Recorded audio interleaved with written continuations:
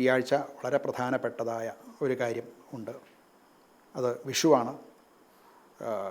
പൊതുവേ ഭാരതീയർ വിഷു എല്ലായിടത്തും ഓരോരോ പേരിൽ ആചരിക്കുന്നുണ്ട്. മലയാളികൾക്ക് വളരെ വിശേഷപ്പെട്ടതാണ് വിഷു.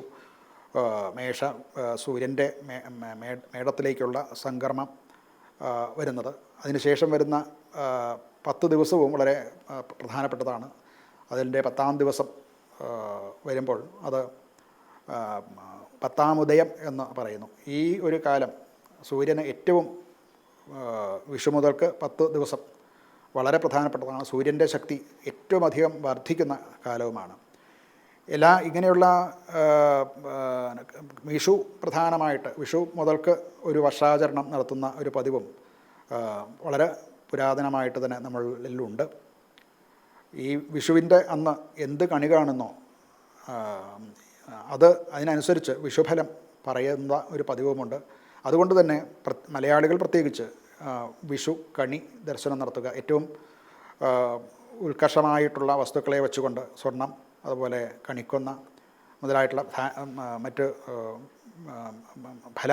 ഫലങ്ങൾ, ചക്ക, മാങ്ങ മുതലായിട്ടുള്ള വസ്തുക്കളും ഒക്കെ കണി കാണുകയും ക്ഷേത്ര ദർശനം നടത്തുകയും ഒക്കെ വളരെ പ്രാധാന്യത്തോടു കൂടി ചെയ്തു വരുന്നു.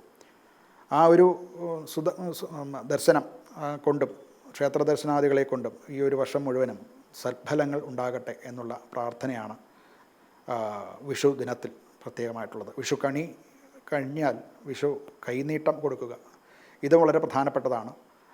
കുടുംബത്തിലെ കാരണവരായിട്ടുള്ള ആൾ, ആ കുടുംബത്തിലുള്ള എല്ലാവർക്കും അന്ന് വിഷു കൈനീട്ടം എന്ന് പറഞ്ഞ് പഴയകാലത്ത് സ്വർണ്ണ നാണയങ്ങളും മറ്റും കൊടുക്കുന്ന പതിവുണ്ടായിരുന്നു. ഇപ്പോഴും ഏതെങ്കിലും തരത്തിലുള്ള നാണയങ്ങളോ ധനം ഒക്കെ കൊടുക്കുന്നതിനും ഈ വിഷു ദിവസം പ്രത്യേകമായിട്ട് ചെയ്തു വരുന്നുണ്ട്.